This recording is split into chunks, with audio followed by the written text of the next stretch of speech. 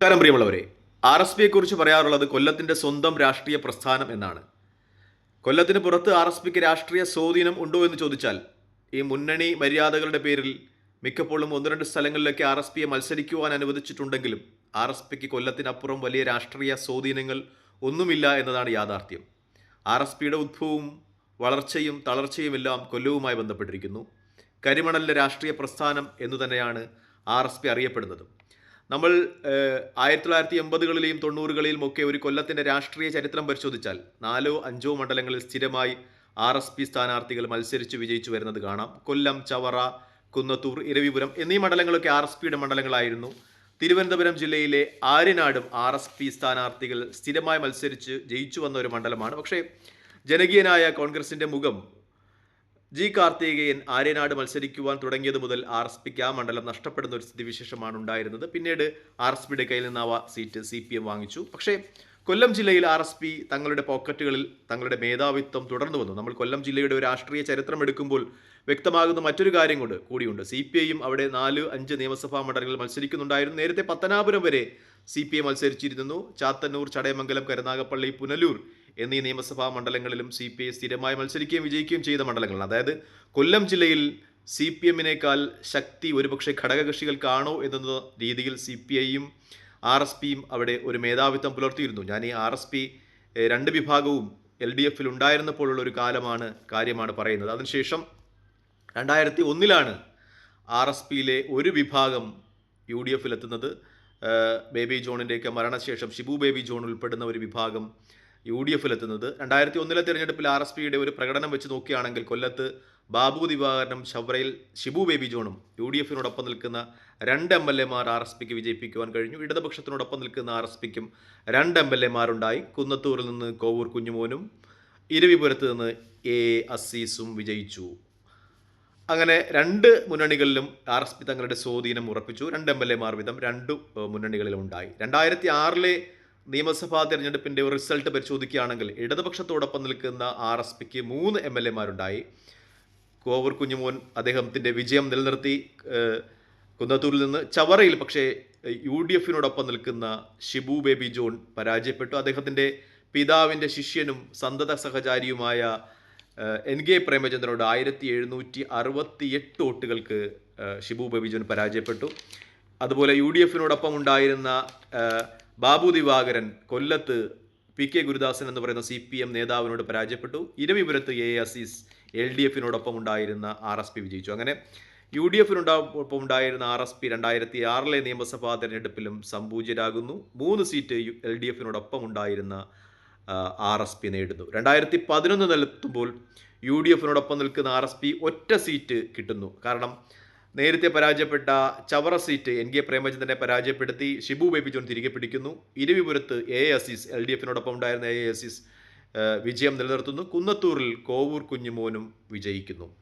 2016 രാഷ്ട്രീയ സ്ഥിതിഗതികളാകെ പ്രത്യേകിച്ച് R S പിയെ സംബന്ധിച്ച് മാറുകയാണ്. കൊല്ലം ലോക്സഭാ മണ്ഡലത്തെ സംബന്ധിച്ച് തർക്കമുണ്ടാകുന്നു. കൊല്ലം ലോക്സഭാ മണ്ഡലം NK പ്രേമചന്ദ്രനിലൂടെ തങ്ങൾക്ക് തിരികെ ലഭിക്കണമെന്ന് ആർ എസ് പി ആവശ്യപ്പെടുന്നു. പക്ഷേ CPM അത് നിരാകരിക്കുന്നു. CPM പറഞ്ഞത് ആർ എസ് പി പിളർന്നു, അവരുടെ ശക്തിയൊക്കെ ക്ഷയിച്ചു, ഇനി ആ സീറ്റ് തങ്ങൾക്ക് തിരികെ നൽകുവാൻ കഴിയില്ല, CPM ഏറ്റെടുക്കുന്നു എന്ന് CPM പറഞ്ഞു. CPM നേരത്തെ തന്നെ അവിടെ മത്സരിക്കുന്നുണ്ടായിരുന്നു. തിരികെ കൊടുക്കണമെന്നാണ് ആർ എസ് പി ആവശ്യപ്പെട്ടത്. പക്ഷെ തിരികെ കൊടുക്കുവാൻ തയ്യാറായില്ല. അങ്ങനെ ആ വിഭാഗം കൂടി, അതായത് NK പ്രേമചന്ദ്രനും A അസീസും ഉൾപ്പെടുന്ന വിഭാഗം കൂടി ഷിബു ബേബി ജോണിനോടൊപ്പം ലയിക്കുന്നു. അങ്ങനെ 2 വിഭാഗം ആർ എസ് പിയും UDFലെത്തുന്നു. പക്ഷെ 5 സീറ്റ് UDF ആർ എസ് പിക്ക് നൽകുന്നു. 5 സീറ്റിലും ആർ എസ് പി 2016 നിയമസഭാ തെരഞ്ഞെടുപ്പിൽ പരാജയപ്പെടുന്നു, സംപൂജ്യരാകുന്നു.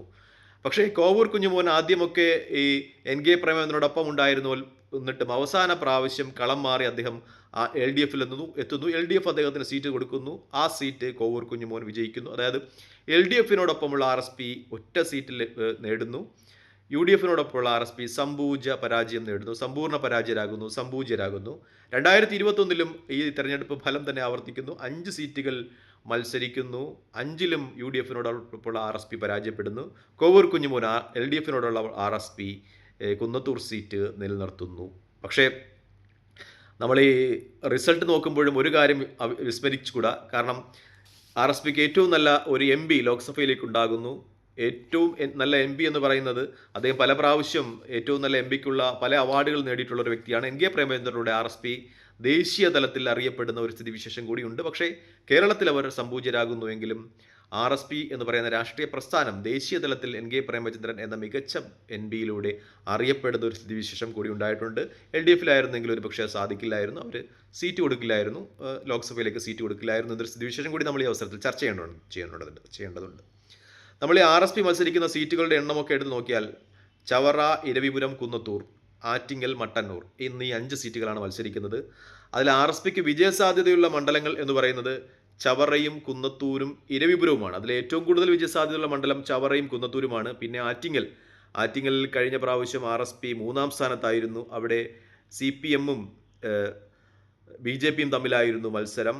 അതുപോലെ മറ്റൊരു സീറ്റ് എന്ന് പറയുന്നത് ഇല്ലിക്കൽ അഗസ്തി, കേരളത്തിലെ ഏറ്റവും വലിയ ഭൂരിപക്ഷത്തിൽ വിജയിച്ച സീറ്റാണ് കെ ശൈലജ. ഇല്ലിക്കൽ അഗസ്തിയായിരുന്നു പരാജയപ്പെട്ടത് ആർ എസ് പിയോട്. അതായത് ഏറ്റവും വലിയ ഭൂരിപക്ഷത്തിൽ പരാജയപ്പെട്ടതും ആർ എസ് പി സ്ഥാനാർത്ഥിയാണ്. 2026 നിയമസഭാ തെരഞ്ഞെടുപ്പിൽ 60,000-ൽ പരം വോട്ടുകൾക്ക് കെ ശൈലജയോട് മട്ടന്നൂരിൽ നിന്ന് ഇല്ലിക്കൽ അഗസ്തി പരാജയപ്പെട്ടു. അതായത് വിജയിക്കുവാൻ സാധ്യതയില്ലാത്ത 2 സീറ്റുകൾ ഒരുപക്ഷെ ആർ എസ് പിയുടെ കയ്യിലുണ്ട്. ആ സീറ്റുകൾ മാറ്റിയിട്ട് വിജയിക്കുവാൻ സാധ്യതയുള്ള ഒരു സീറ്റ് ആർ എസ് പി ചോദിക്കുവാനുള്ള സാധ്യതയുണ്ട്. നമ്മൾ 2026 ഒരു അവലോകനം എടുക്കുകയാണെങ്കിൽ 2 സീറ്റുകൾ ആർ എസ് പി തിരികെ പിടിക്കുവാനുള്ള സാധ്യത കാണുന്നു എന്നാണ് ഏറ്റവും പരമപ്രധാനമായ യാഥാർത്ഥ്യം. അതിലൊന്ന് ചവറയാണ്.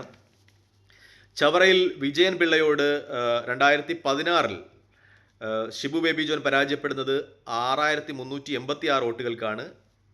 2021 ഇലക്ഷൻ വരുമ്പോൾ വിജയൻ പിള്ള 2016 മത്സരിക്കുന്നത് CMB അരവിന്ദാക്ഷൻ വിഭാഗത്തിലെ സ്ഥാനാർത്ഥിയായിട്ടാണ്. പക്ഷേ 2021 അദ്ദേഹത്തിൻ്റെ പാർട്ടി CPM ലയിക്കുന്നുണ്ട്. പക്ഷേ വിജയൻ പിള്ള മരണപ്പെട്ടു. അദ്ദേഹത്തിൻ്റെ മകൻ സുജിത് വിജയൻ പിള്ളയാണ് ഷിബു ബേബി ജോണിനോട് എതിരായിട്ട് വരുന്നത്. ഷിബു ബേബി ജോൺ അദ്ദേഹത്തോട് സുജിത് വിജയൻ പിള്ളയുടെ 1096 വോട്ടുകൾക്ക് പരാജയപ്പെട്ടു. അദ്ദേഹം ഈ തീരദേശ പ്രദേശങ്ങളിലൊക്കെ ലീഡ് ചെയ്തിട്ടുണ്ടെങ്കിലും മറ്റുള്ള പ്രദേശങ്ങളിൽ സുജിത് ബേബി ജോൺ ആ ലീഡ് കവർ ചെയ്ത് വിജയിക്കുന്ന ഒരവസ്ഥയാണ് ഉണ്ടായത്. 2026 ഒരിക്കൽ കൂടി ഇവർ രണ്ടുപേരും ഏറ്റുമുട്ടും എന്ന ഒരു സ്ഥിതിവിശേഷം തന്നെയാണുള്ളത്. ആ മണ്ഡലം ഷിബു ബേബി ജോൺ ആർ എസ് പിക്ക് വേണ്ടി തിരികെ പിടിക്കും. ആ മണ്ഡലം ആർ എസ് പിയിലൂടെ UDF തിരികെ പിടിക്കും എന്ന ഒരു സ്ഥിതിവിശേഷം തന്നെയാണ് രാഷ്ട്രീയ വിശാരദന്മാരൊക്കെ പുറത്തുവിടുന്നത്. ആ മണ്ഡലം ആർ എസ് പിയിലൂടെ UDF ലഭിക്കും. മറ്റൊരു മണ്ഡലം എന്ന് പറയുന്നത് കുന്നത്തൂരാണ്.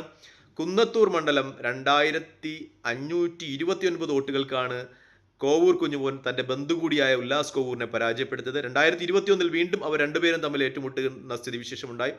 അപ്പോൾ ഭൂരിപക്ഷം 2790 വോട്ടായി കുഴിക്കുവാൻ കോവൂർ കുഞ്ഞുമോൻ്റെ ഭൂരിപക്ഷം കുറയ്ക്കുവാൻ ഉല്ലാസ് കോവൂറിന് കഴിഞ്ഞിട്ടുണ്ട്. അദ്ദേഹം ആ മണ്ഡലം അടിസ്ഥാനമാക്കി അവിടെ നിന്ന് തന്നെ ഉല്ലാസ് കോവൂർ പ്രവർത്തിക്കുന്നുണ്ട്. അദ്ദേഹം ഇപ്പോൾ സോഷ്യൽ മീഡിയയിലൊക്കെ വളരെ ആക്റ്റീവാണ്. അദ്ദേഹത്തിന് പച്ചില എന്ന് പറയുന്ന ഒരു യൂട്യൂബ് ചാനൽ കൂടിയുണ്ട്. അദ്ദേഹം അവിടെ ഒരിക്കൽ കൂടി മത്സരിക്കാൻ വന്നാൽ ഉല്ലാസ് കോവൂർ ആ മണ്ഡലം തിരികെ പിടിക്കും എന്ന ഒരു സ്ഥിതിവിശേഷമാണുള്ളത്. ഒരുപക്ഷെ CPM കോവൂർ കുഞ്ഞുമോന് സീറ്റ് കൊടുക്കുവാനുള്ള സാധ്യത തന്നെ വിരളമാണ്. കാരണം അദ്ദേഹം 10-25 വർഷമായി അവിടെ MLA ആണ്. അദ്ദേഹത്തിൻ്റെ സീറ്റ് ഒരുപക്ഷെ CPM തിരികെ പിടിക്കും. എന്നാൽ പോലും അവിടെ കോവൂർ കുഞ്ഞുമോൻ വിജയിക്കുവാനുള്ള സാധ്യത തന്നെയാണ് കൂടുതൽ. കോവൂർ കുഞ്ഞുമോനല്ല, ഉല്ലാസ് കോവൂർ വിജയിക്കുവാനുള്ള സാധ്യതകൾ തന്നെയാണ് കൂടുതൽ. കഴിഞ്ഞ തവണ കോവൂർ കുഞ്ഞുമോൻ വിജയിച്ചത് തന്നെ അദ്ദേഹത്തിന് മന്ത്രിയാകും എന്നൊക്കെയുള്ള ചില ധാരണകൾ വോട്ടർമാർക്ക് കൊടുക്കുവാൻ കഴിഞ്ഞത് കൊണ്ടാണ്. പക്ഷേ ഇപ്രാവശ്യം അതൊന്നും ഉണ്ടാകില്ല. RSP ആ സീറ്റ് തിരികെ പിടിക്കും. അത് UDFൻ്റെ അക്കൗണ്ടിൽ പോകും ഉല്ലാസ് കോവൂറിലൂടെ എന്ന വിശകലനം തന്നെയാണുള്ളത്. മറ്റൊരു സീറ്റ് എന്ന് പറയുന്നത് ഇരവിപുരമാണ്. ഇരവിപുരത്തെ കാര്യം നമ്മൾ വിശകലനം ചെയ്യുകയാണെങ്കിൽ RSP തിരികെ പിടിക്കാനുള്ള സാധ്യതകൾ വിരളമാണ്. കാരണം 2016 28,000-ൽ പരം വോട്ടുകൾക്ക് AA അസീസിനെ പരാജയപ്പെടുത്തിയ നൌഷാദ് 2021 ബാബു ദിവാകരനെ അത്രത്തോളം വോട്ടുകൾക്ക് തന്നെ പരാജയപ്പെടുത്തുന്നുണ്ട്. വലിയൊരു ഭൂരിപക്ഷം ഇരവിപുരത്ത് നൌഷാദിനുണ്ട്, CPM-നുണ്ട്. അത് കവർ ചെയ്ത് RSPക്ക് വിജയിക്കുവാൻ കഴിയുമോ എന്ന ഒരു വിശകലനം വരുന്നുണ്ട്. എങ്കിലും അവിടെ പറഞ്ഞു കേൾക്കുന്ന മറ്റൊരു സാധ്യത കൊല്ലം ലോക്സഭാ മണ്ഡലത്തിന് കീഴിൽ വരുന്ന ഏത് മണ്ഡലത്തിൽ നിന്ന് മത്സരിച്ചാലും വിജയിക്കുവാൻ സാധ്യതയുള്ള കൊല്ലത്തിൻ്റെ MP NK പ്രേമചന്ദ്രന് കേരള രാഷ്ട്രീയത്തിൽ മോഹങ്ങളുണ്ട്. അദ്ദേഹം ഒരുപക്ഷെ ഇരവിപുരത്തേക്ക് മത്സരിക്കുവാൻ എത്തിയേക്കും എന്നാണ്. എങ്കിൽ ഇരവിപുരം അത് RSPയിലൂടെ UDFൽ എത്തുന്ന ഒരു സ്ഥിതിവിശേഷമുണ്ട്. കാരണം പരമാവധി തെക്കൻ ജില്ലകളിൽ നിന്ന് സീറ്റുകൾ നേടിയെടുക്കുവാനാണ് UDFിൻ്റെ ഗെയിം പ്ലാൻ എന്ന് വ്യക്തമാകുന്നു. അങ്ങനെയാണെങ്കിൽ NK പ്രേമചന്ദ്രനെ ഒരുപക്ഷേ നിയമസഭയിലേക്ക് മത്സരിക്കുവാൻ അനുവദിച്ചേക്കും. എങ്കിൽ അദ്ദേഹത്തിലൂടെ ഇരവിപുരവും UDFിൻ്റെ അക്കൗണ്ടിലെത്തുന്ന ഒരു സ്ഥിതിവിശേഷം ഉണ്ടാകും. അങ്ങനെയല്ലെങ്കിൽ ഇരവിപുരം LDF തന്നെ നിലനിർത്തുവാനാണ് സാധ്യത. ഒരുപക്ഷെ നൗഷാദിന് സീറ്റ് കിട്ടാൻ സാധ്യതയില്ല. കാരണം 2 പ്രാവശ്യം അദ്ദേഹം MLA ആയിക്കഴിഞ്ഞു. എങ്കിലും അത് CPM നിലനിർത്തും. പക്ഷേ ഇരവിപുരവും തിരിച്ചു പിടിക്കുവാൻ കഴിഞ്ഞില്ല എങ്കിലും കുന്നത്തൂരും ചവറയും RSP UDFിന് വേണ്ടി തിരികെ പിടിക്കും എന്ന ഒരു വിശകലനം തന്നെയാണ് പുറത്തു വരുന്നത്. തൽക്കാലം ഈ വീഡിയോ ഇവിടെ വാങ്ങുന്നു. കൂടുതൽ രാഷ്ട്രീയ വിശദീകരണങ്ങൾക്കായി ദയവായി ചാനൽ സബ്സ്ക്രൈബ് ചെയ്യുക. നന്ദി, നമസ്കാരം, ജയ് ഹിന്ദ്.